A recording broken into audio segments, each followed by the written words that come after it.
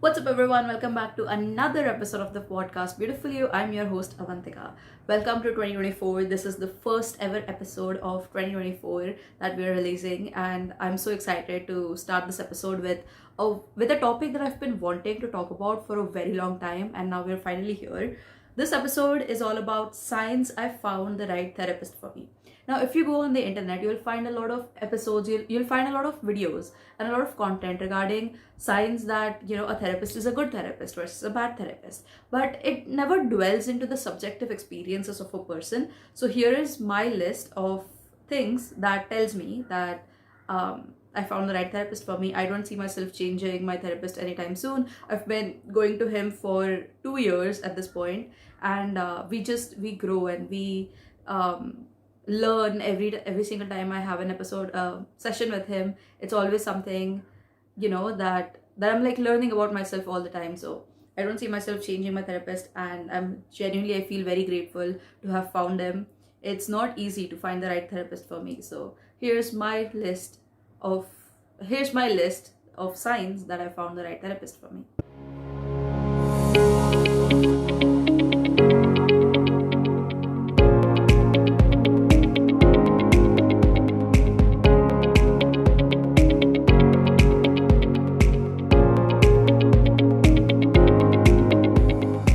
Alright, so the first one is, before we dwell into that, you should know that I was diagnosed with bipolar disorder type 2 when I was 17. I have been going to my current therapist since I was 19, and the reason why I've been going to him is because to get like tools and techniques to better manage bipolar, and all our sessions are primarily based on how I could manage my life better. We obviously dwell into a lot of other aspects of my life that does not include bipolar, but the primary goal for in therapy for us is to manage my life and have enough tools and techniques to manage the episodes that I might experience moving forward.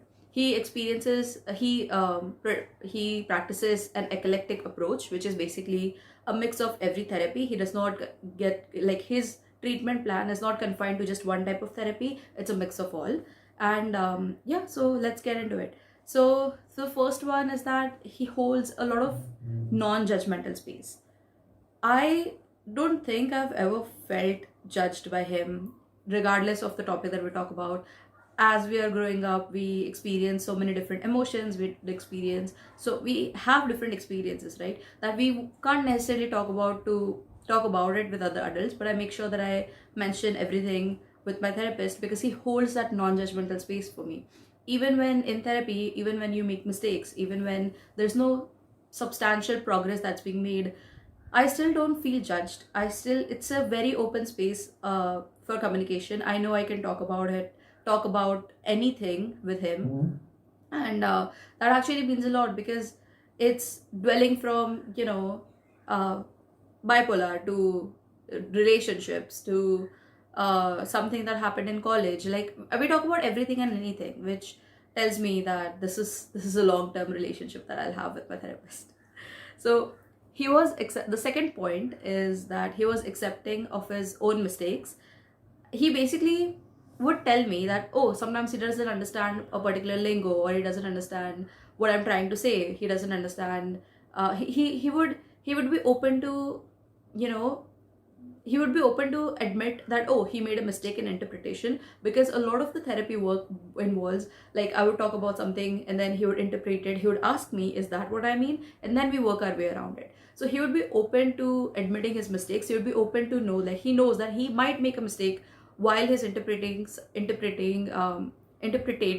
wow, interpreting something that I'm talking about. So wow, I struggled with that word a lot there. So yeah, he's accepting of his own mistakes, and which gives me a lot of room to accept my own mistakes, and that again goes to having a very safe space, non-judgmental space that you have.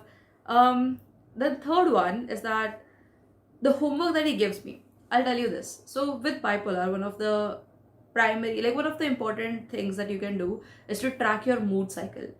You have to write your moods every couple of hours, and it gives you an idea on where you're standing. It's a spectrum. The mood that you experience is a spectrum, so it gives you a good amount of idea of where you stand.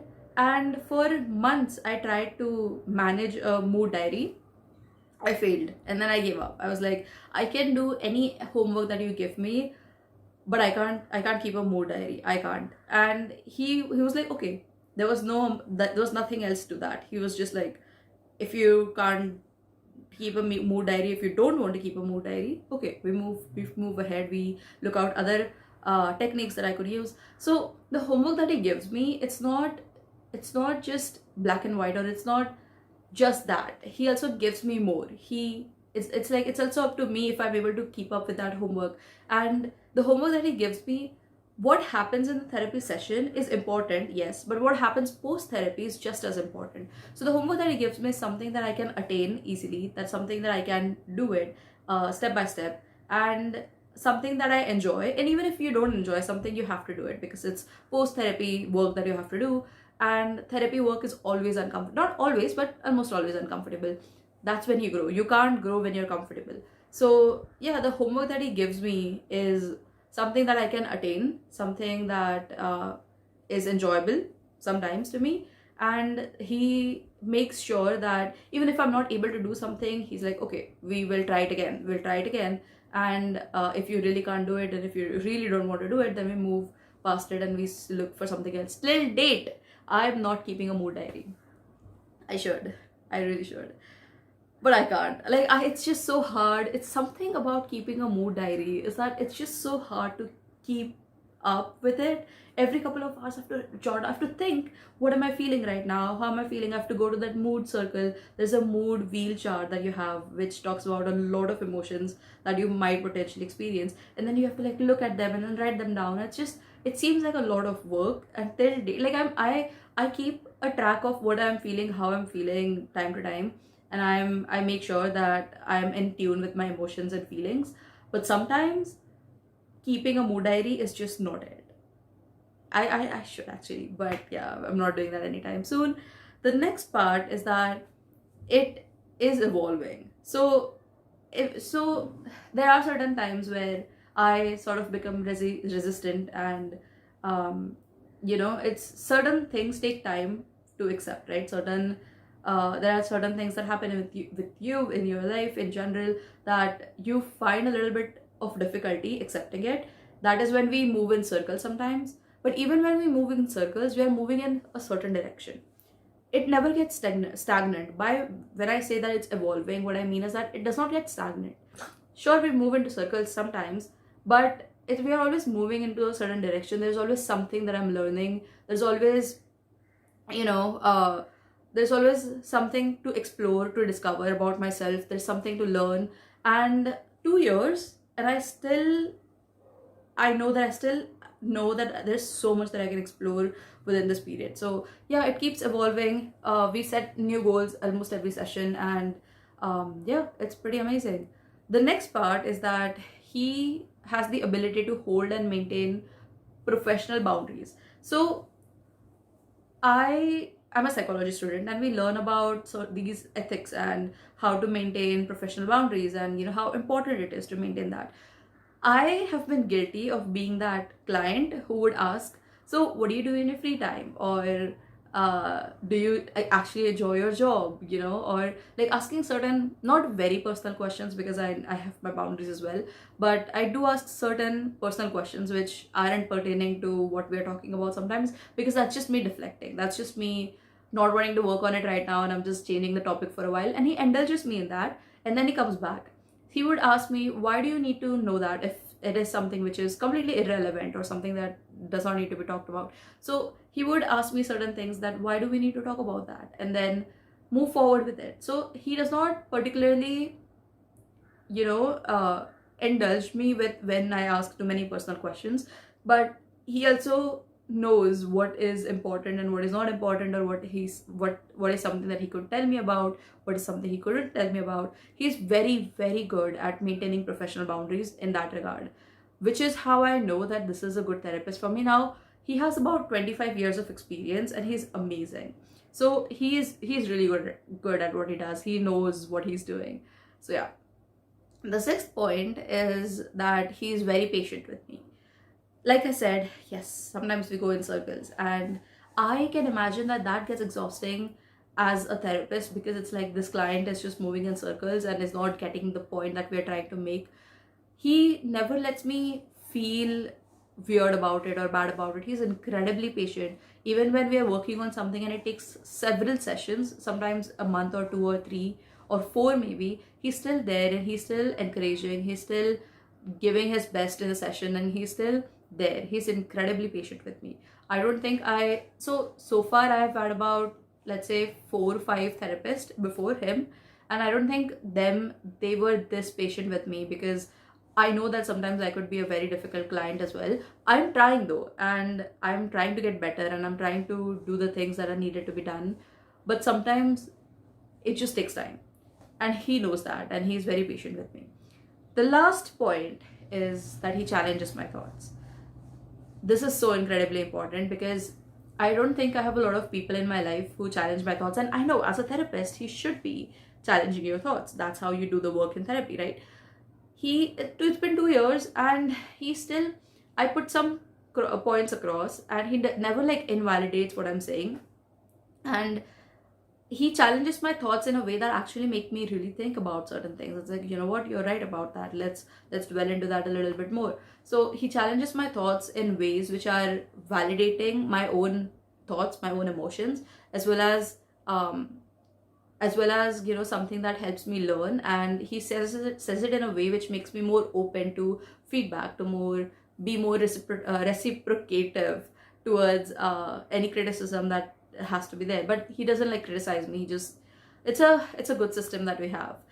So the next point that I would like to talk about is always go for the therapist who knows how to validate your emotions and your thoughts and your feelings.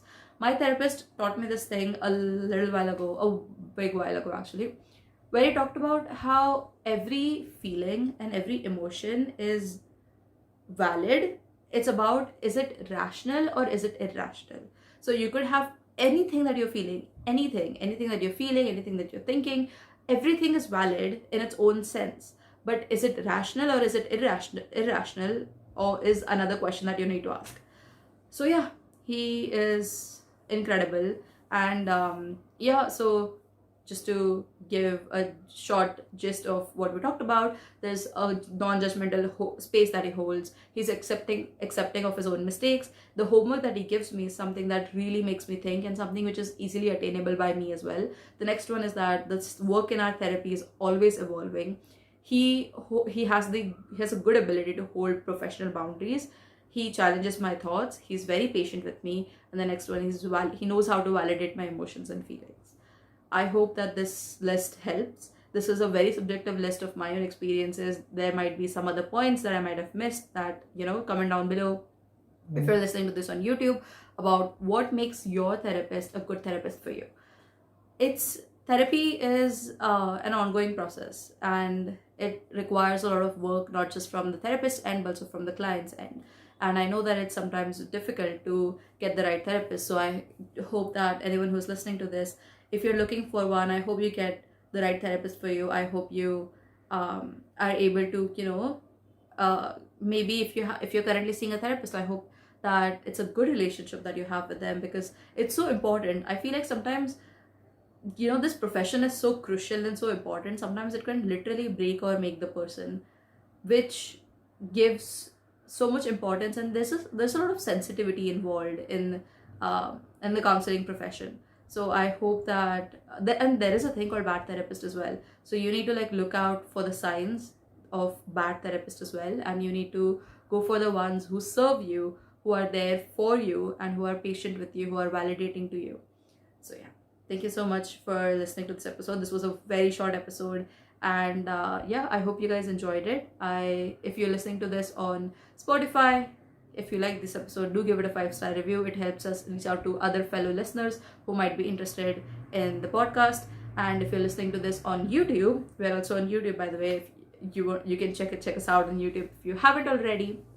And if you're watching this on YouTube, do comment down below what are the signs for you that you found the right therapist for yourself. I would love to know anything that I missed out on, and I would love to know your experiences as well. And if you're new to this channel, hi, I'm Avantika, host of the podcast Beautiful You. So yeah, comment down below.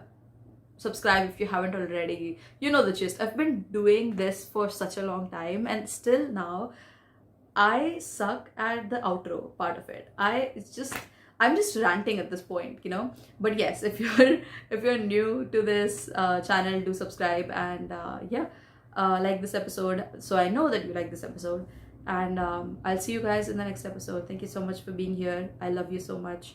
I hope you have a great start to 2024. It's gonna be amazing, and yeah, it will be happening. I hope that it turns out into an amazing year that you want. I hope that all your wishes, all your dreams come true.